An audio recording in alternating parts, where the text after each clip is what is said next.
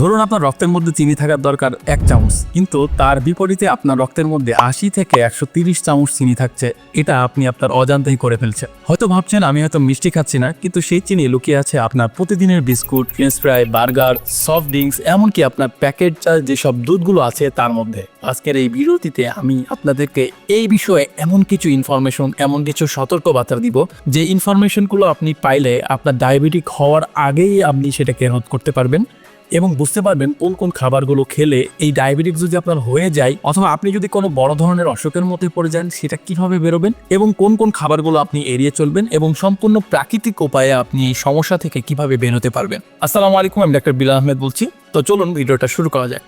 Diabetic হঠাৎ করে হয় না, এটা ধীরে ধীরে হয়ে ওঠা একটা রোগ। প্রথম ধাপে এটাকে বলা হয় ইনসুলিন রেজিস্ট্যান্স, মানে শরীরের যে কোষগুলো আছে এগুলো আপনার ইনসুলিন যে হরমোনটা আছে এটাকে চিনতে পারে না। এর ফলে চিনি আপনার বডির মধ্যে জমতে থাকে। এটা বছরের পর বছর ধরে হতে থাকে, অথচ আপনি কিছুই বুঝতে পারেন না। অনেকে মনে করে শুধু চিনি খাওয়া ডায়াবেটিক্সের একটা প্রধান কারণ, কিন্তু আসলে এটা একেবারেই সত্য নয়। এর বিপরীতে আসল দূষিত হচ্ছে রিফাইন অয়েল, যে ভাজা পোড়া তেলটা খাচ্ছেন সেটা। যেমন সানফ্লাওয়ার যে অয়েলগুলো আছে এগুলো আপনার প্রধান ডায়াবেটিক হওয়ার মেন দোষী। এই তেলগুলো যখন বারবার গরম করা হয় তখন আপনার বডির মধ্যে অ্যালডিহাউস নামের একটি ক্ষতিকর পদার্থ তৈরি হয় যা আপনার কোষের ইনসুলিন রিসেপ্টরকে নষ্ট করে দেয়। এভাবে আপনি যত ভাজাভুজো খান, যত রিফাইন অয়েল খান, তত আপনার বডির মধ্যে ইনসুলিন রেজিস্ট্যান্স হতে থাকে। অনেকে ভাবে ডায়াবেটিক্স মানেই আজীবনের একটা রোগ, এটা কখনোই ভালো হবে না। বন্ধুরা, এটা কিন্তু সম্পূর্ণ একটা ভুল ধারণা। যদি সময় মতন ধরা পড়ে, আপনি যদি সময় মতন বুঝতে পারেন যে আপনার ডায়াবেটিক হয়েছে এবং তার আগে যদি আপনি বুঝতে পারেন আপনার প্রি ডায়াবেটিক হতে চলেছে, সেক্ষেত্রে কিন্তু আপনার জীবনধারা বদলালেই আপনার ডায়াবেটিক অনেকটা নিয়ন্ত্রণে চলে আসা সম্ভব। তার পাশাপাশি আপনার যারা সুবিধার্থে বলে রাখি,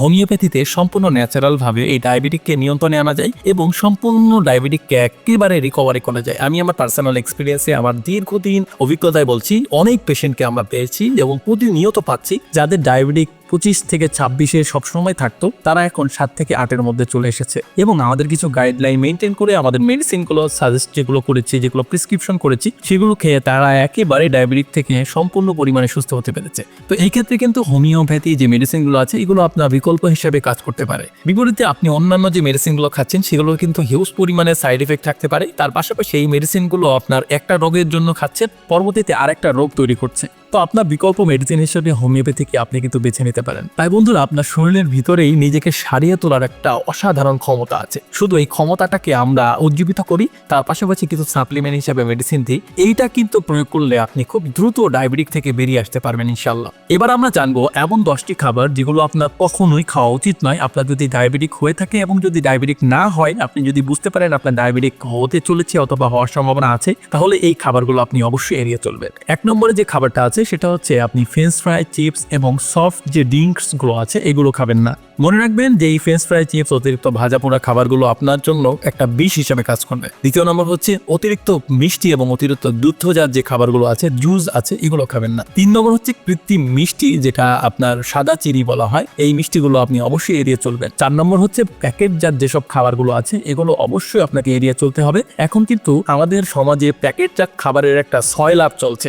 এটা কিছু বছর আগেও কিন্তু এত পরিমাণ মানুষ প্যাকেটজাত খাবার খেত না, এখন যে পরিমাণে মানুষ প্যাকেটজাত খাবার খাচ্ছে। 5 নম্বর হচ্ছে বাজারে যেসব ভাজা পোড়া বিস্কিট গুলো আছে, কেক, কুকিজ, যে খাবারগুলো আছে এগুলো আপনাকে অবশ্যই অ্যাভয়েড করতে হবে। 6 নম্বর আপনাকে পাউরুটি এবং পাস্তা এসব খাবারগুলো এড়িয়ে চলতে হবে। 7 নম্বর প্যাকেট স্যুপ, ফ্রোজেন যেসব ফুডগুলো আছে, যেসব ফ্রিজজাত যেসব খাবারগুলো আছে, যেগুলো অনেক কোল্ড টেম্পারেচারে অনেকদিন সংরক্ষণ করে রাখা হয়েছে, সেগুলো আপনার জন্য ভালো হবে না। 8 নম্বর হচ্ছে রিফাইন্ড তেল, যে তেলটা একবার ব্যবহার করা হয়েছে, বারবার ব্যবহার করার জন্য যে তেলটা রেখে দেওয়া হয়, একই তেল যখন বিভিন্নবার ব্যবহার করা হয় তখন কিন্তু সেটা আপনার বডির জন্য একটা বিষ হিসেবে কাজ করে। তাই অবশ্যই আপনার এই রিফাইন্ড তেলটা আপনাকে এড়িয়ে চলতে হবে। 9 নম্বরে অতিরিক্ত দুধ এবং দুগ্ধজাত যে খাবারগুলো আছে এগুলো খাবেন না। 10 নম্বরে ফাস্টফুড এবং প্রসেস মাংস, এই খাবারটা থেকে আপনাকে এড়িয়ে চলতে হবে। বন্ধুরা, এর পরিবর্তে আপনি যেসব খাবারগুলো আপনার দৈনন্দিন লাইফে যে খাবারগুলো আপনি রান্না করেন, যেগুলো খান, সেগুলোর মধ্যে আপনি যেটা রাখতে পারেন সেটা হচ্ছে আপনার রান্নাতে আপনি ঘি এবং অলিভ অয়েল ব্যবহার করতে পারেন। এটা আপনার শরীরের জন্য কিন্তু ভালো কাজ করবে। সেই ক্ষেত্রে আপনি রসুন, পেঁয়াজ, বেকলি, বাঁধাকপি, যেসব সবুজ শাকসবজিগুলো আছে এগুলো আপনার প্রতিনিয়ত খাবারে বেশি পরিমাণে রাখুন। আর যদি আপনি মাছ মাংস খাবারগুলো খেতে চান সেই ক্ষেত্রে আপনাকে অবশ্যই যেসব দেশি গরু, যেসব দেশি আপনার ছাগলগুলো আছে এসব খাবারগুলো খাবেন। যেসব গরুগুলো আপনার দেশি ঘাস খেয়ে বড় করা হয়েছে এসব গরুর মাংসগুলো যদি আপনি খান সেক্ষেত্রে আপনার জন্য কিন্তু ভালো কাজ করবে। যেগুলো অতিরিক্ত তাড়াতাড়ি মোটা করা হয়েছে, ইনজেকশন দিয়ে ফুলিয়ে যেগুলোকে মোটা তাজা করা হয়েছে, এই খাবারগুলো থেকে আপনাকে এড়িয়ে চলতে হবে। প্রসেস খাবার যেগুলো আছে সেগুলো থেকে আপনাকে এড়িয়ে চলতে হবে। আপনি যদি সুস্থ থাকতে চান সেক্ষেত্রে আপনাকে অবশ্যই ন্যাচারালের মধ্যে থাকতে হবে। যত আপনি প্রসেস খাবারের দিকে যাবেন ততই কিন্তু অসুস্থ হবে। তাই বন্ধুরা, আপনার ডায়াবেটিককে ভয় না পেয়ে এটাকে আপনি সঠিকভাবে যদি মোকাবেলা করেন, পর্যাপ্ত পরিমাণ নলেজ নিয়ে যদি আপনি এটার সাথে মোকাবেলা করেন তাহলে কিন্তু আপনি অবশ্যই জিততে পারবেন। তাই অবশ্যই আপনি যদি আপনার হেলথ রিলেটেড কোনো বিষয় আমাদের সাথে শেয়ার করতে চান সেক্ষেত্রে আমাদের হটলাইন নাম্বারে যোগাযোগ করতে পারেন। তো আমি ডাক্তার বিলাল আহমেদ আজকে এখানেই বিদায় নিচ্ছি। দেখা হবে অন্য কোনো এক ভিডিওতে। ততদিন পর্যন্ত ভালো থাকবেন, সুস্থ থাকবেন। আল্লাহ হাফেজ।